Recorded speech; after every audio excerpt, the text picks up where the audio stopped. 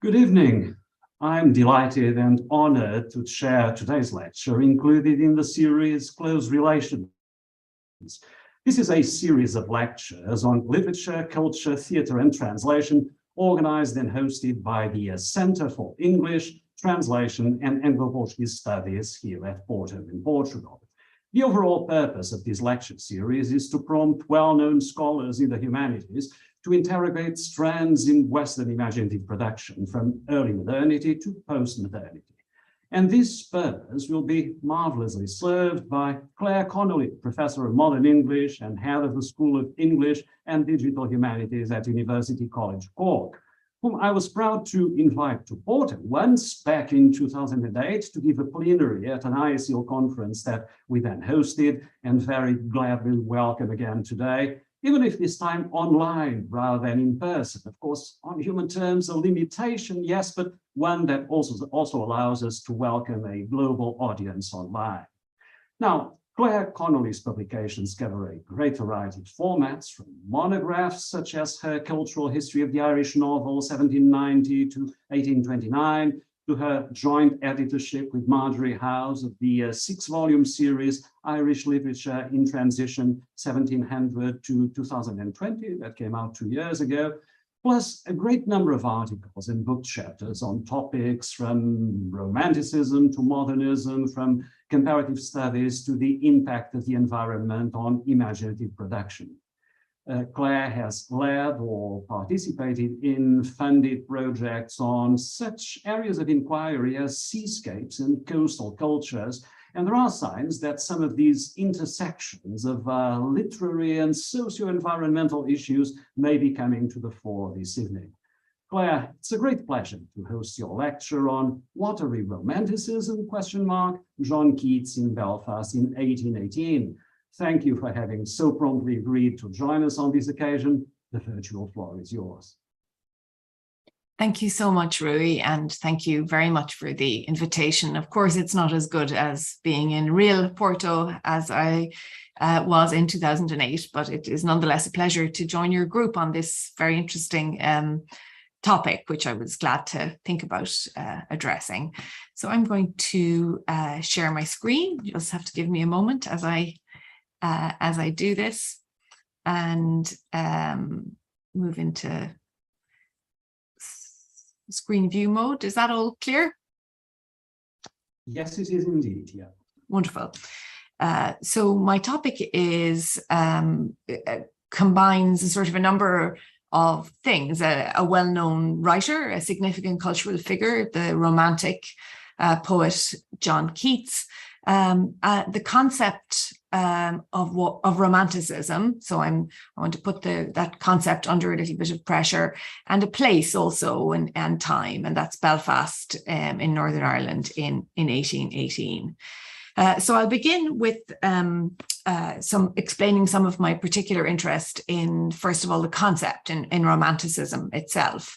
And I have an interest in this author. Some of you may know her, Lady Sydney Morgan. She first wrote as Sidney Owenson. And among many Irish historical novels and national tales, she also travelled widely in continental Europe and wrote books about both Italy and France. She also, as you can see, often had her portrait taken and was something of a self-fashioning writer. One has to admire her styles. And partly because she's so good at this whole business of self-fashioning, one of the things she did was to fashion a definition of Romanticism, that word. And so if one now consults the Oxford English Dictionary, as I'm sure we all do from time to time, or we encourage our students to do, we find that the earliest cited use of the term Romanticism in English comes from one of Lady Morgan's travel books, Italy, in which she refers to the vehemence with which the question of Romanticism has been debated, and looks favourably upon this. And she's using Romanticism here to mean the Romantic movement in style, art, literature, and some of the definitions that follow here in the Oxford English Dictionary have gone on to be very famous ones. Lovejoy's there, for Arthur Lovejoy's one, for example. But Lady Morgan's definition, not so well known or debated, although I want to, as I say, think a little bit about it here. So when she writes about Romanticism, she imagines it in terms of sort of movement, a kind of a fugitive movement. And this is in the book on France, where she talks about her Romanticism, and she's thinking about, European culture now in the 1820s into the 1830s. And this, of course, is the period in which the wholesale conceptualization and theorization of Romanticism began all across Europe. And she says, Romanticism was still banished from France, took shelter in the meantime, and these are her places now, in the dark forests of the Rhine.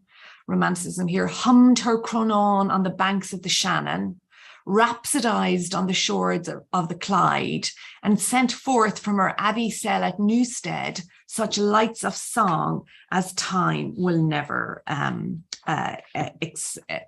obscure. So take some of those ideas. That word cronan, hummed her cronan on the banks of the Shannon being the major river in Ireland that divides the east of the country from the west. Cronan is an Irish word meaning to hum, murmur, drone. It's associated with the sounds made by bees or cats, or the soughing of the wind, or the babble of water as well. So it's a sort of riparian, riverine vision of a Romanticism.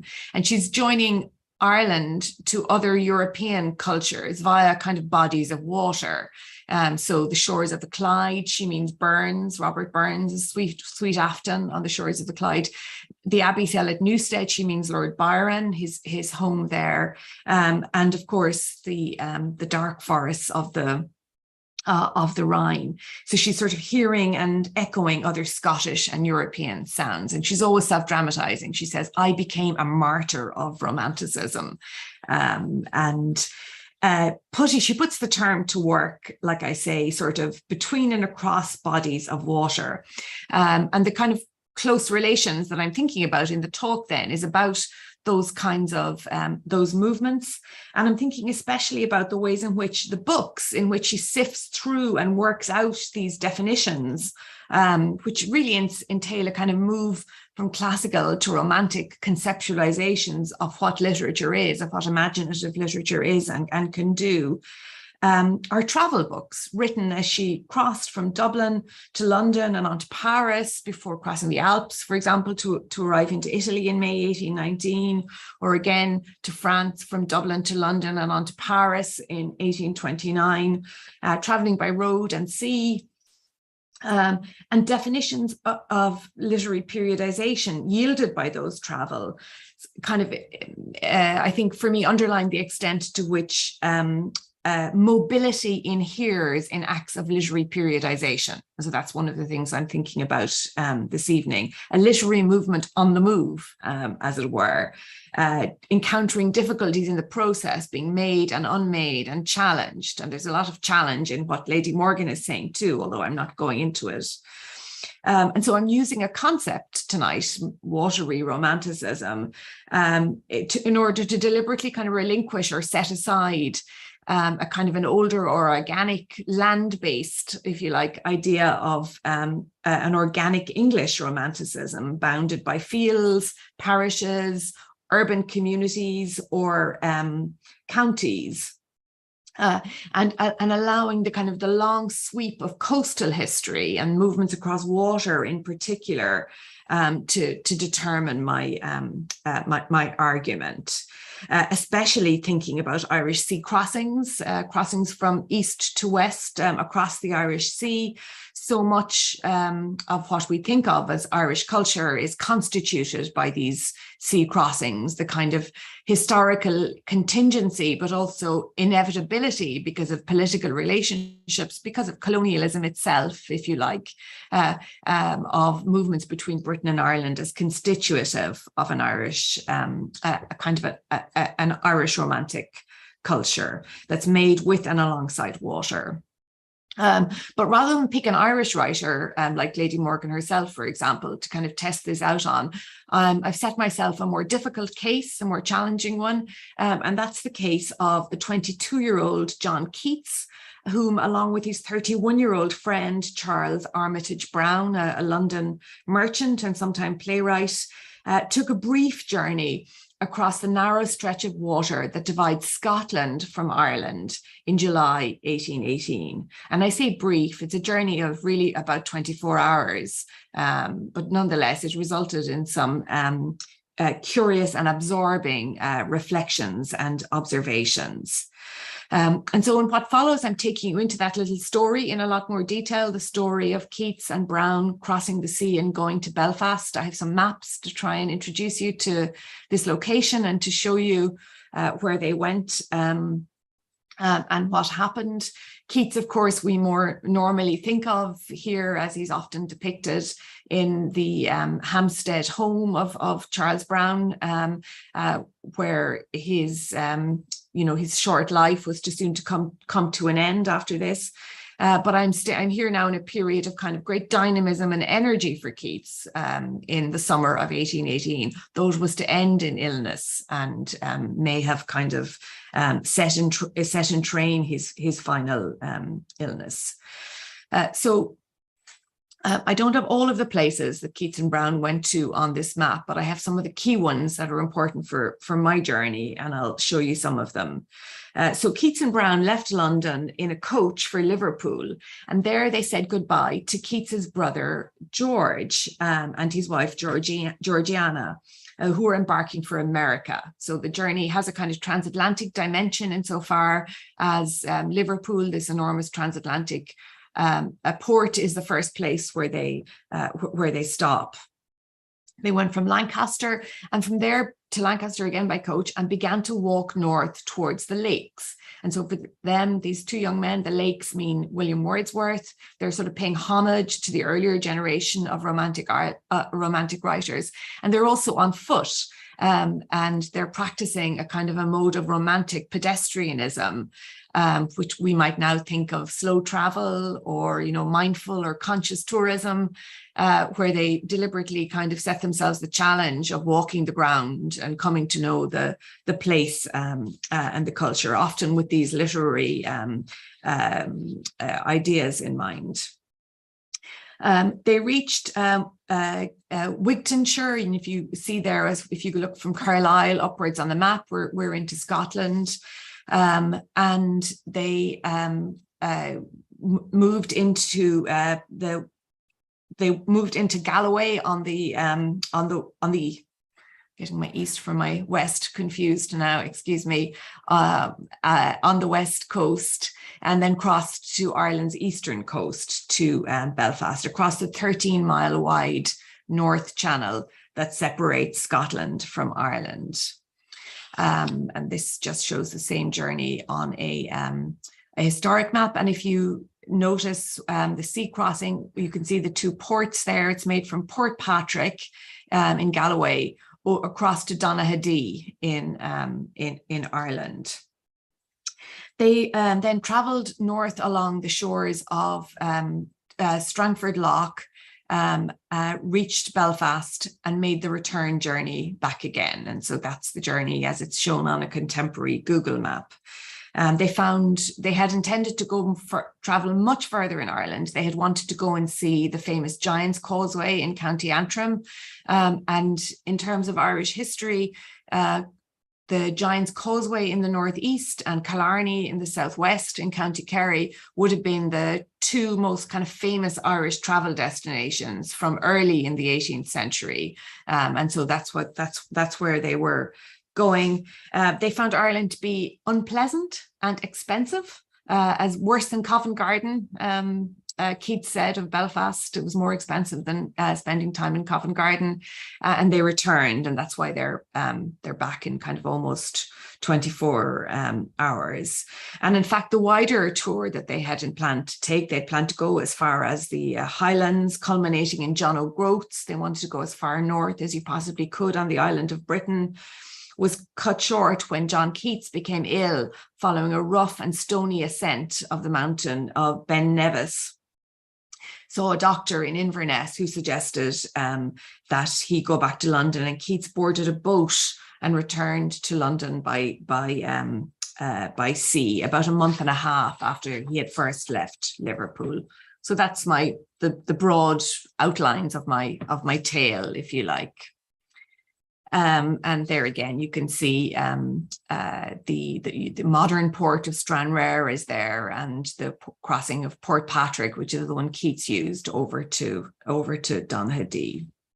Now, just a few months earlier, Keats had written, and what is a very often quoted line of this tour, this planned pedestrian tour through the lakes and the Highlands, as a sort of prologue, he said, a prologue to the kind of life I want to pursue, that is to write, to study, to see all Europe at the lowest expense. I will clamber through the clouds and exist, he said. I will get such an accumulation of stupendous recollections that as I walk through the suburbs of London, I may not see them. So that's a kind of quintessentially romantic expression of a desire to kind of go places in order to transcend place, to store up a kind of, to create cognitive capacity in the writer himself, and to store up recollections via travel that will also allow him to transcend the material realities of travel, and walk through the kind of ordinary life, the suburbs of London, which stands in for the ordinary, and not see them. But what happens in the letters, and so Keats wrote letters as he crossed this journey, and it's based on these letters that we're able to kind of reconstruct aspects of the journey and to discuss it in a little more detail. What we see in the letters is that they stay very close always to the places represented. And these are often coastal places, and in the case of my letters as well, essentially 3 or 4 letters really in the middle of the journey. He's staying very close to these coastal places, always having kind of to cross rough ground and encounter material difficulties. And you got a hint of that in the idea that he wants to travel Europe at the lowest expense, like many a traveller before him. And so the tone of his letters from Ireland does retain something of the enthusiasm of that young man, who is full of dreams and ambitions. But they also painfully find a way of registering the kind of bareness of marginal lives that are being eked out on Scottish and Irish coasts. The journey truly did form a kind of a prologue, just as Keats said he wanted it to do. Prefacing as it did Keats's extraordinary outpouring of creative energy all across the year 1819. And so there's the famous book by James Chandler, England in 1819, which shows us, this exceptional year in English writing and in English poetry, and Keats's odes are a big part of that story. And Chandler argues that America is very important in this outpouring of creative energy, that there's something about having a brother and a sister-in-law in America that generates imaginative activity for Keats and makes him kind of speculate and dare to kind of think and write differently. And Scottish critics also have more recently begun to think about the significance of the Scottish journey. There's a new book just out called Keats and Romantic Scotland. So to think about the walking tour as one of the most important imaginative events in Keats's life. But the Irish leg of this Scottish tour, this 24 hours in Belfast, is not really discussed much or analysed, or it hasn't been for some time at least, and remains quite the challenge to read and analyse. And I want to kind of introduce you to some of my challenges in doing that, thinking all the time about this kind of question of conceptualising a literary period in a way that takes into account movement between cultures and movements across different types of spaces and infrastructures. Okay. So I've mentioned these ports already, but just to say a few more things about them. There were very good transport links across the North Channel. So the harbour of Port Patrick on the Scottish side. And of course, it's called Port Patrick, so indicating already there were long running and extensive Scottish-Irish connections across this body of water already. So the port on the Scottish side is called Port Patrick. It was improved and modernized in 1819, just after Keats had been there, but was already a kind of a very kind of easy and natural seeming kind of connection across the islands. There was a daily mail service since the 1790s, which is one of the reasons that the two men must have been very confident about walking back from Belfast, knowing that they'd catch the mail boat on the return leg. And of course, during the insurrection of Ireland in 1798, the United Irishmen, French-supported rebellion against Britain that occurred in 1798, there was a lot of traffic in both directions on this route. You had military men crossing, army regiments crossing from Scotland into Ireland to put down the rebellion. And you also had loyalists, British loyalists fleeing Northern Ireland and fleeing the rebellion and seeking succor in Scotland. And, you know, contemporary travel accounts say that the journey could be rough, but it could be mostly done in 4 or 5 hours. Now, there was a Frenchman who traveled, who described him taking 24 hours. So he had very bad weather, but mostly it's a matter of as I say, of 4 or 5 hours. And over to Donaghadee then in the north, which is also, as you can see in these kind of images where everything's been kind of laid out in clean straight lines, was being modernized at the same time.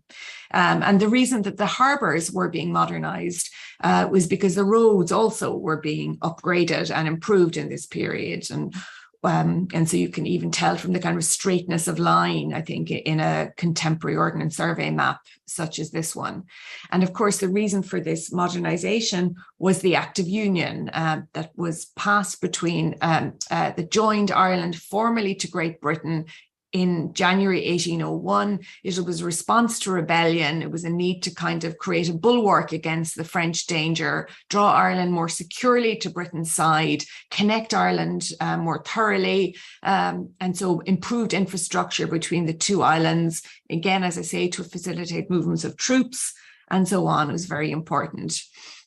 But the journey means more than that. It has a kind of an imaginative dimension as well, journeys like this one. So Lord Byron, for example, when he gave one of his earliest speeches in the House of Lords, I think he only gave 4 speeches, and maybe this was his second speech, when he spoke in April 1812 on the need to introduce a measure of toleration for Catholics.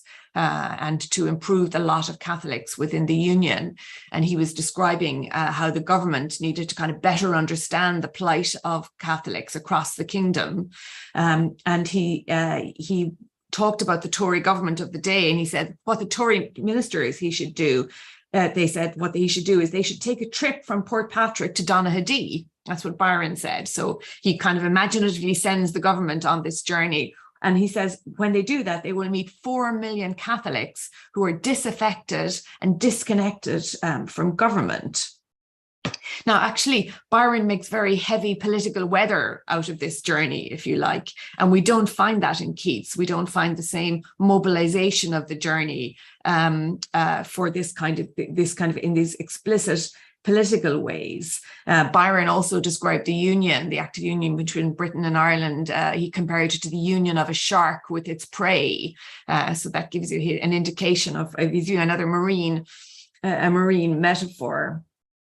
And it's more likely that for Keats, again, it's a combination of these very ordinary connections between that part of Scotland and that part of Northern Ireland, centuries of trade, many people crossing, but also vast numbers of cattle. So some of the contemporary travel books enumerate the cattle, and the figures run into the thousands who are also traveling with the mail and the people and the military, all on the same boats.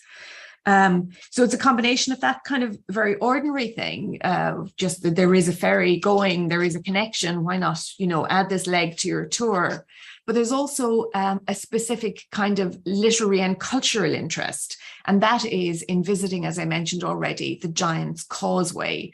I apologize for not having an image of the Giant's Causeway. I ought to, but the Giant's Causeway, people who are sitting there on their computers could perhaps quickly Google it. But, it has these very distinctive basalt columns and is source of lots of folklore, particularly the idea that there was once a kind of a connection between Scotland and Ireland, that giants walked across a kind of a causeway between Britain and Ireland that is now broken. And very important in all the story, in the legends and fictions of Ossian, the Ossianic stories.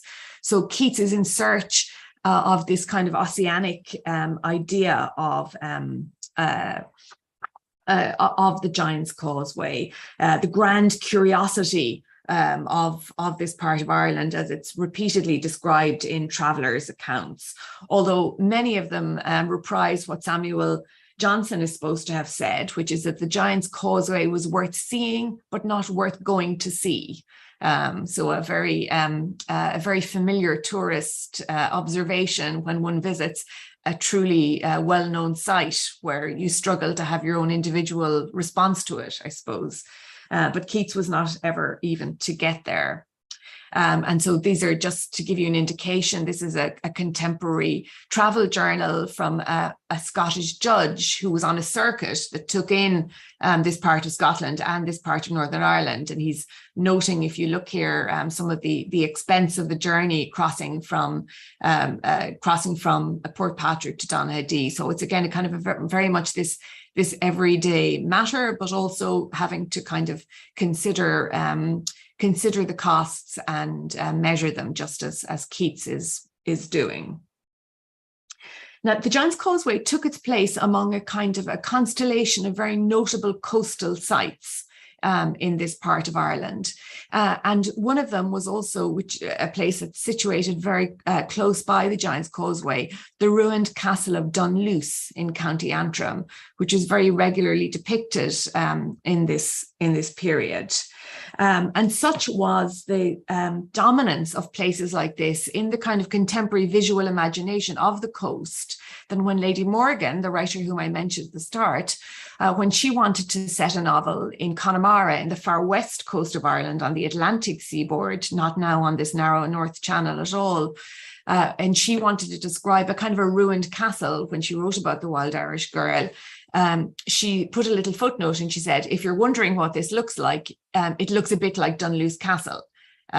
So there's a sort of, I suppose what I'm interested in, there's a kind of an almost modular quality to this coastal imagination, that one coastal site can stand in for and help to realize another. And there's a kind of it builds to a sort of texture of romantic imagery of coast and coastline, but it also can be broken apart and disassembled into its component, as I say, kind of modular parts. And we see this too in Keats's letters, when he and Brown ascended the mountain of Skiddaw. They suddenly kind of were at a height and they were looking back down on the Firth of Solway, which is famous because written about by Walter Scott and other Scottish writers. Looking down at Solway Firth, they remarked, any other firth and any other coast would have been just the same. So again, that's, I think, something that's probably familiar to many of us from sort of tourist encounters, where one struggles to kind of make a distinction between the vibrant reality of the distinct place and this kind of loosely woven but still kind of connected texture of other places within this modular conception of the place that has built up over time. Whom of us have said we've been in a place for the first time? And in this generation of romantic writers, they're really kind of coming to terms with that concept, with an environment that is becoming more known, more written about, more visualized, and also more exploited, and having more kind of more associated with forms of resource extraction, and so on. And Keats and Browne are interested in all of that. So when Keats begins the journey then across the North Channel, one of the things they talk about is the people they see. They talk about the jabber of the local people. They're a little bit interested in language, in hearing the Gaelic language in Scotland. They make no reference to hearing Irish spoken in Ireland. But they talk about noticing, girls who are wearing no shoes, just at the same time as they're talking about these kind of ongoing changes in infrastructure. And one of the interesting things about this journey that, as I mentioned at the start, is often talked about in terms of slow travel and this kind of self-fashioning romantic pedestrianism, is that they're always talking about how quickly things happen. They go over to Ireland in a jiffy. They scudded along to Donaghadee. This is a kind of rapidly improving landscape, and some of their comments seem to capture the temporality of that change. It's a quick return from Ireland. They're going to go over and be back in a week, they say, although in the end it's 24 hours. It's as if they register a kind of disjunction between infrastructural and political kinds of improvement. The roads are great, but the cabins are miserable. The people are poorly clothed, and they're kind of capturing that disjunction. What they describe as their peep at Little Ireland, that's all they have time for in their 24 hours, registers kind of different temporalities and different types of improvement. As infrastructural improvement is accelerating, it's getting faster and faster. The roads are getting better. The crossing times on the boat are getting faster. But the political version of improvement is stagnation, at least for the wandering poor, whom they so often encounter. And that kind of economic stagnation discourse is quite important. And that version of economic stagnation comes to kind of block and interfere with the kind of emerging conception of the kind of romantic journey they think they're taking to see the beautiful, legendary Giant's Causeway. So if Keats's journey then, I suppose, can be seen to kind of take the temperature of a relationship between the concept of improvement, I'm using that concept, the idea of romanticism itself, and the idea of enlightenment is important in there. I suppose it underpins the idea of improvement, doesn't it? Enlightenment. And Keats often sounds like an Enlightenment historian. He's someone who was very interested in Enlightenment histories and well-read in Enlightenment history, as he kind of very self-consciously tries to compare Ireland and Scotland. I write now, I compare to an Irish cabin, a Scottish cabin is like this. It can feel sometimes strained even in the letters. I will endeavour when I know more to give you my thoughts on the differences between the Scottish and the Irish, for example, he says. He's not alone. There's lots of other contemporary texts, and this one is just one example, an Englishman's descriptive account of going from Dublin to Holyhead. That's the better known sea crossing of this period, or by going from Belfast to Donaghadee and on to Portpatrick. A writer like this would also say, I will endeavour now to tell you what the differences are, what the changes are, what I see as I travel. That's a kind of common trope of travel writing in this period. And what's particularly commonplace in such accounts is to talk about the sights, to register particular scenes that are known. And what makes Keats a little bit different is that he writes quite a lot about sound. Coastal sounds, the sound of the sea, the sound of water, the sound of people, also the sounds of ballads that he hears being sung on the boat crossing between Portpatrick and Donaghadee. He specifies the ballads. One is the Ballad of Robin Hood, and the other is the Ballad of the Battle of the Boyne. So kind of a popular but also political verses that he hears being sung. And Tim Webb, who has written about this journey, also talks about the kind of sensitivity to the cultural specificities of sound we hear in Keats all through the Scottish tour. And I suppose one is tempted to think about, you know, the famous distinction between heard and unheard melodies in Keats, that there is a kind of something happens in that space between heard and unheard melodies on this tour.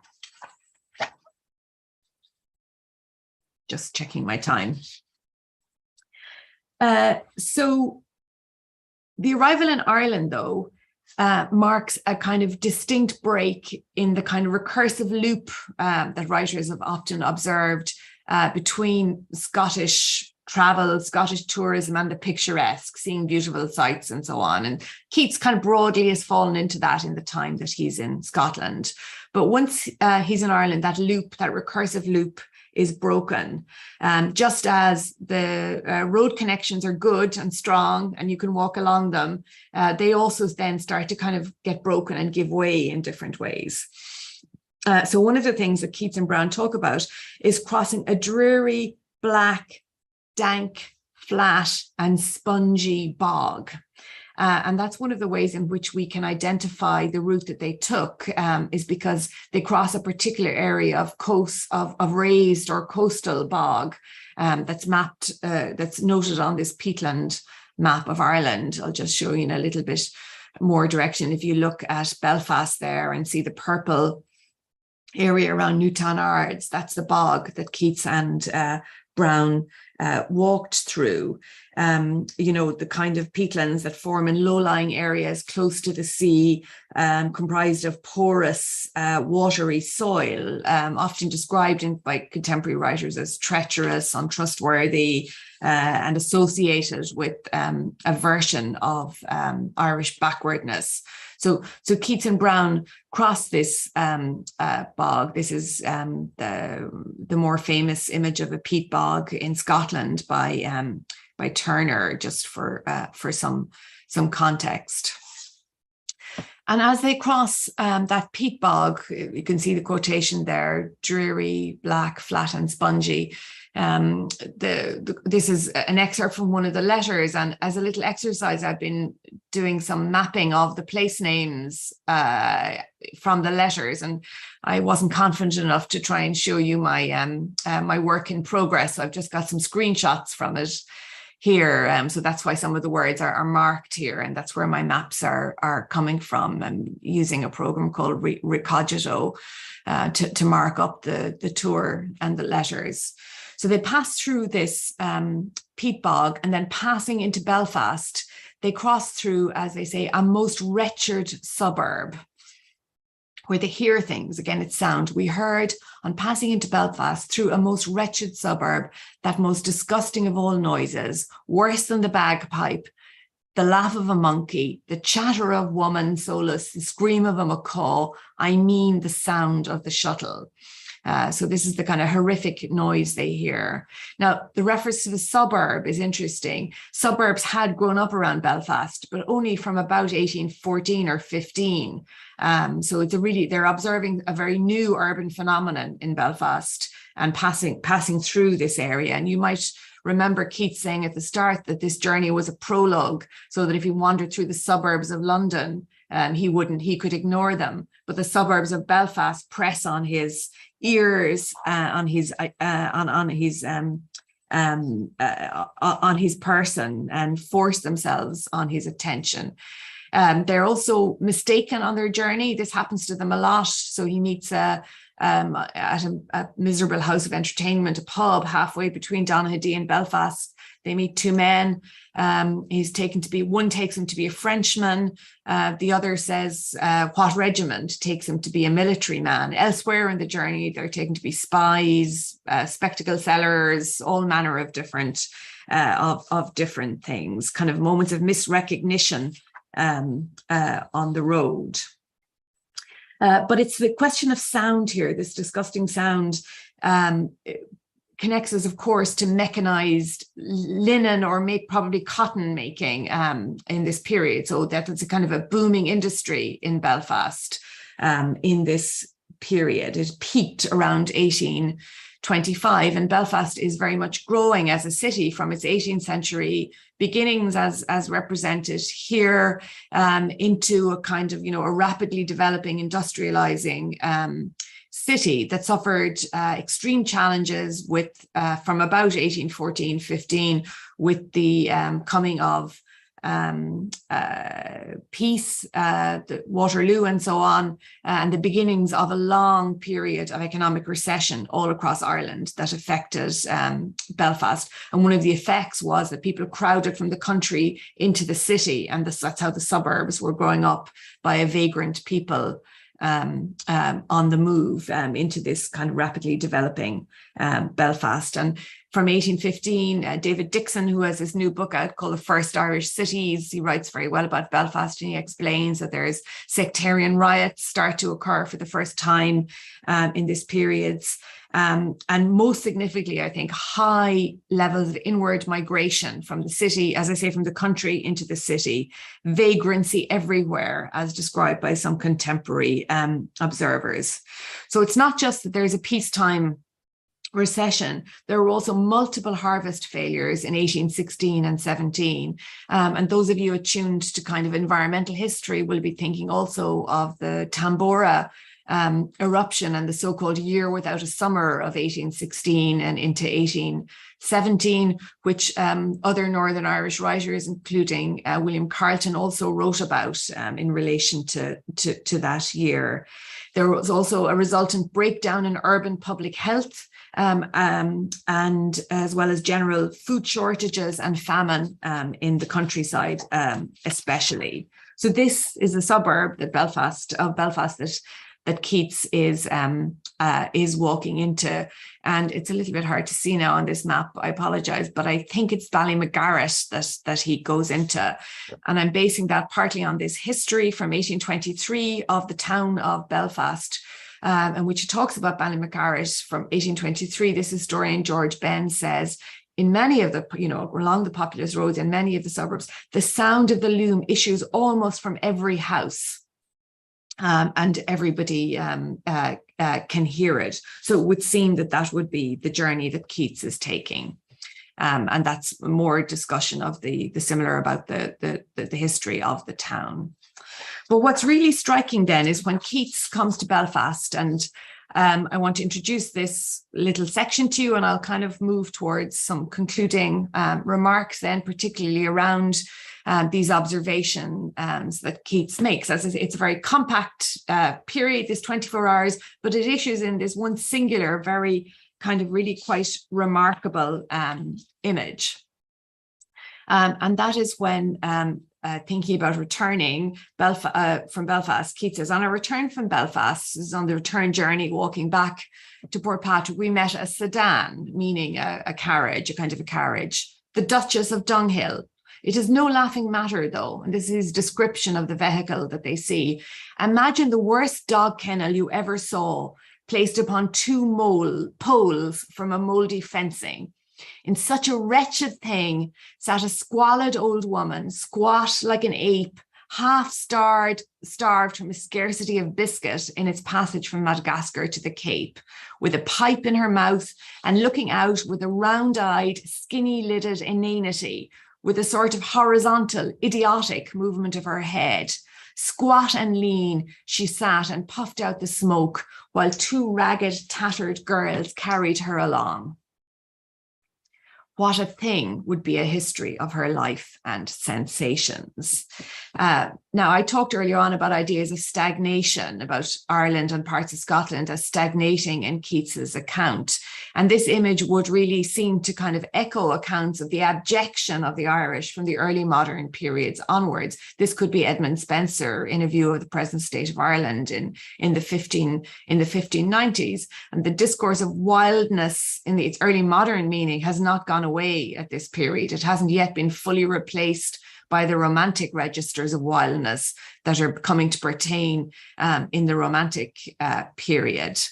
And certain ideas and words like inanity have kind of resonate in particular ways up forwards then as well as backwards into the literature of the Great Famine from the 1840s, where inanity is sometimes used to describe starving, half-dead men and women.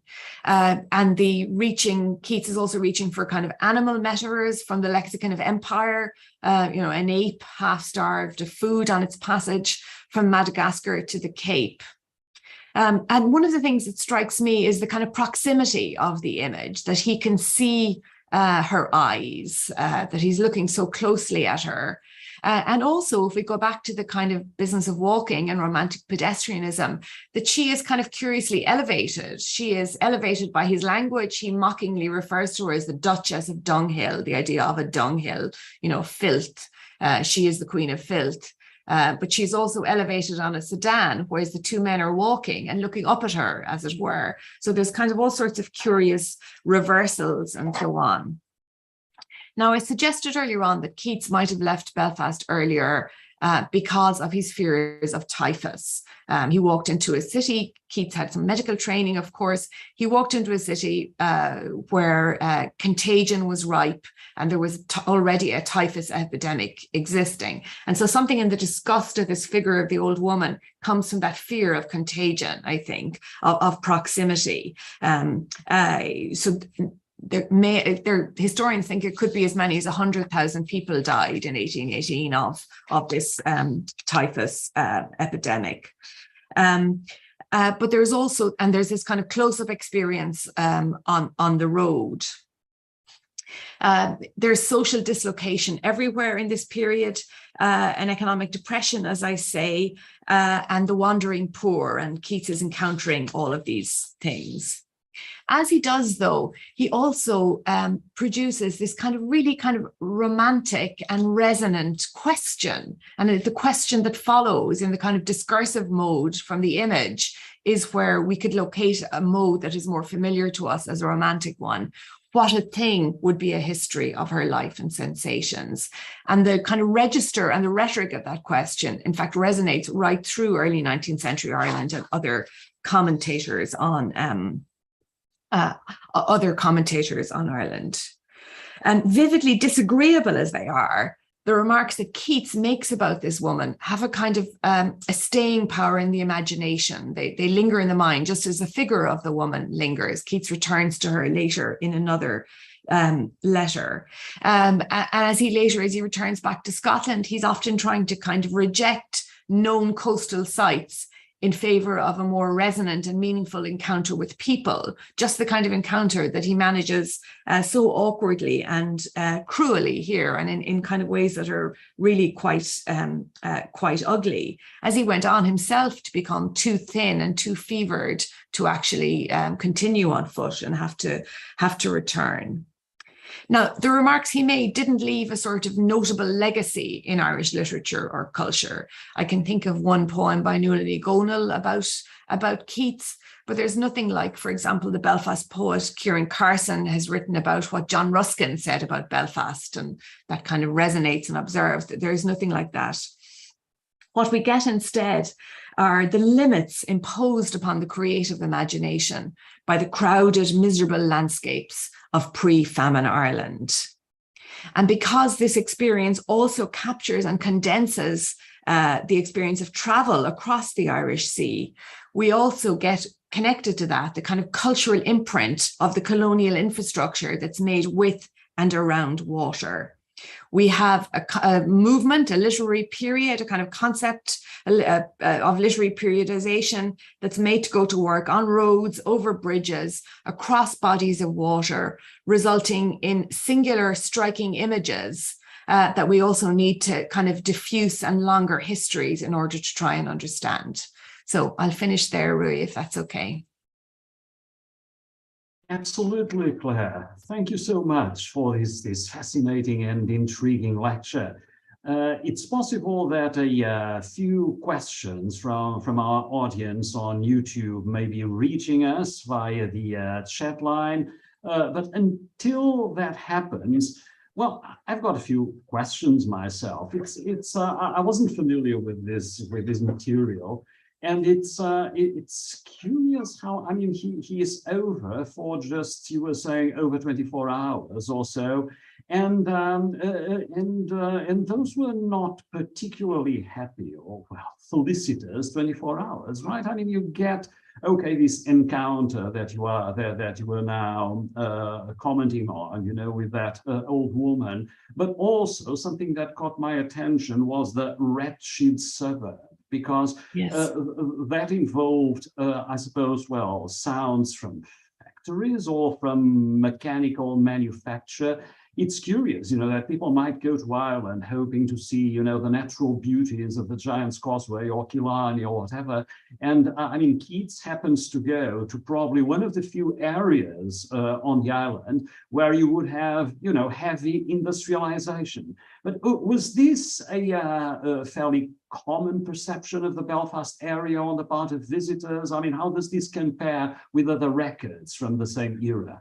Yes, it's an interesting question. So I think because these suburbs are so new, because you've had this sudden inward movement from the surrounding countryside into the city, that many of the travel accounts haven't yet caught up with them. And any scholar of travel literature will tell you that one of the things that you have to reckon with in travel writing is repetition. Again, it's this kind of modular quality where one account repeats another. Maybe sometimes they're just copying each other, and so they repeat the same kinds of information. But I think the literature hasn't caught up with this new formation, and what Keats imagines as a journey towards oceanic legacies and the beauty of the Giant's Causeway and its legendary connection to Scotland and so on is kind of rudely broken and disrupted by this experience of the suburbs. But that word suburb, it's good you picked it, I think, Roy, because it does block us a little bit still, doesn't it? We think of it as a more contemporary word, and yet it's in use in really kind of interesting and meaningful ways in the Romantic period. And we might think in Irish literature, for example, of the way Yeats uses it when he wrote the Lake Isle of Innisfree. You know, talked about same sort of idea of the suburbs. Going through the suburbs, and here they stand for a kind of an unromantic idea to which the Lake Isle is opposed. But with Keats, I think we get the making of a romanticism with and against the suburb. But the suburb now is as a place of economic degradation, not yes. Although curiously enough, in more recent history, the word came to acquire in English a sort of genteel resonance. I mean, the leafy suburbs, places where, in English, though not, you know, in languages associated with continental Europe, in which rather often, you know, suburbs have a lot to do with, well, areas that usually are not that envied, you know, as places where one might want to live. As regards the, you know, the old woman, it's curiously, this reminded me, but of course it's a much earlier account, I mean, from 1818, of something that I suppose is a lot better known in connection with Charles Kingsley, if I remember correctly, and Charles Kingsley's comments, those very nasty comments on having seen human chimpanzees and things like that, you know, that today make us but Keats obviously had this rather strange encounter. Would you say that there were precedents for these? I mean, could Keats in any way be also conditioned from things that he himself might have read or heard about Ireland or the Irish, or not that much? Or would you read that as, you know, spontaneous, genuine, something that, yeah, that's, I'm quite interested to think more about Keats and Edmund Spenser, because, you know, in literary history, we're always told that, you know, Spenser was Keats's first love among the English poets, that he strove to write a Spenserian diction, which is understood to mean kind of elaborate and artful and removed from reality. But we think now that Keats also knew there's sort of the two Spensers. There's the Spenser of the court poet, and there's the Spenser who was the colonial administrator in Elizabethan Ireland. And so if Keats also knew that Edmund Spenser, now that aspect of Spenser was not widely known in the early 19th century. But there is an echo of this abjection of the Irish, as I mentioned, that's familiar from the early modern period. And Keats is definitely playing around in some other writing with the kind of problematic identity of Spenser as Elizabethan administrator and colonist in Ireland. So that there may be some little line to pursue there. But I think also, as you say, I mean, this is a difficult thing to say, because obviously the observations that who just mentioned Charles Kingsley make, that's the author of The Water Babies, whom we think of as writing a very decorous English prose, and he says vile and ugly racist things about the Irish in the 19th century. But there may be an element to which some of these writers are observing things they saw, extreme states of suffering, and looking to find a language for it. And the language they find is not especially impressive, or it's not a language we admire, but it is a language that registers the precarity of life. People are barely holding on to this thin boundary between life and death. And so that idea of inanity, for example, as I said, is used to describe famine victims by very sympathetic sympathetic writers. So it's a tricky one. Mm-hmm. We've got a question that comes from the YouTube chat line. It's a question from Gonçalo Dias, who is one of our graduate students. He's, first thanking you for a wonderful lecture. And can you actually read it, or do you want me to read it out, Claire? If you hit on yes. chat, well, never mind. Yeah, Darby Lewis argues in Nudes from Nowhere that the projection of landscapes as female becomes a sort of justification for the overpowering domination by male forces. And he refers to a particular tendency regarding, an Irish territory and I suppose British forces and the British perspective. And the question has to do with this image of the degraded woman. And that remains on Keats's mind. And do you feel that the negative description of landscapes also reinforces this need for domination? Or is Keats against this? Could you, I don't know. Yeah, it's an interesting question. There are these lines of power and authority and perspective, which the question is alerting us to, and they run along the lines of gender. It's the male poet, the male relatively privileged poet, and the impoverished, starving Irish woman. And yet Keats's language so curiously inverts all of this. Again, think back to what I said about the pedestrian poet on the ground, on the hard road, and the woman who's elevated, both by him, ironically, in the term he gives her, the Duchess of Dunghill, but also by the two tattered girls who are carrying her in a mock carriage. So it's a sort of play with, or a performance of these power relations, rather than a kind of a clear inscription of them. I have looked to try and compare it with some other descriptions of women in the period. So one of the things we know, for example, is women were disproportionately affected by the typhus epidemic,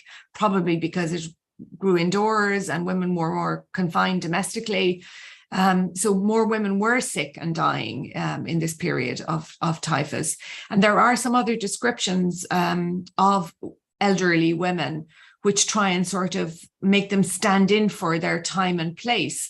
And actually, if we sort of, Rui and I, put our Irish studies hats on, we can probably think forward to more versions of that iteration of the figure of the old woman as bearing symbolic meaning. Crazy Jane in Yeats, who is based partly on an old woman he met on the roads walking in County Galway, or Frank O'Connor's early 20th short stories with these quite kind of atavistically figured old women who stand in for all kinds of problematic things.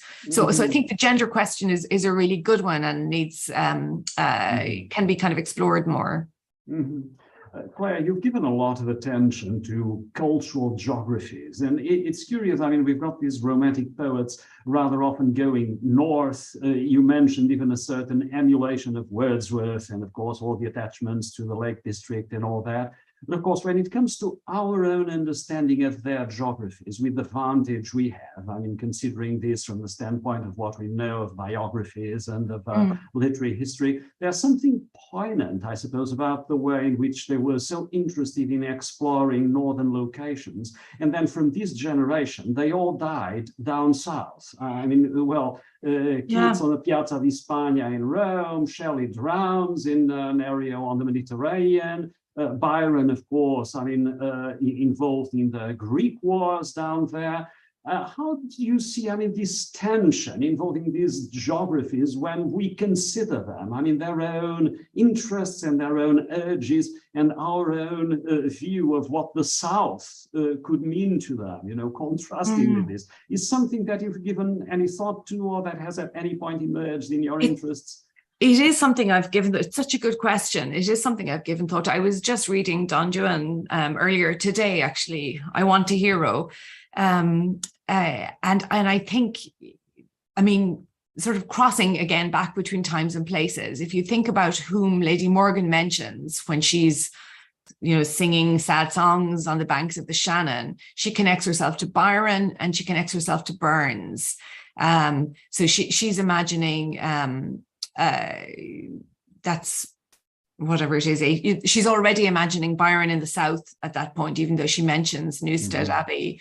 These are different coordinates, I suppose, and it's a kind of, it's plotting or mapping a relationship between these coordinates that's so important. And for many of these Irish writers, especially in the 1820s, after you know, Byron's, especially after Childe Harold, but then also Don Juan, once it starts to appear as well, for many of these Irish writers, especially the ordinary Catholic writers who start to publish in the 1820s and the 1830s, Byron is the figure that obsesses them. He has the kind of the capaciousness of his geographical vision, the breadth of his political interests across Europe, his interests in Greece and so on, are what kind of catches the imagination of these Irish writers.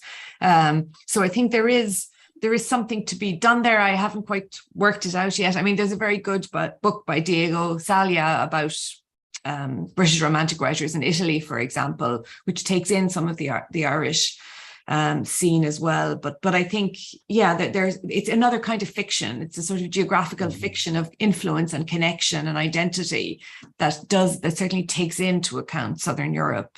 Yeah. Well, Claire. But I like the point about death, Rui. That's really interesting. Yeah, where they end up. Once again, Claire, thank you so much for this great lecture and also for so kindly and patiently taking our questions. And thanks to our audience on YouTube. An excellent evening and weekend to all of you. And very soon, new lectures in this series will be announced. For now, Claire, our warmest thanks again. And thank bye you, for Rui, now. and thank you, everyone. Bye.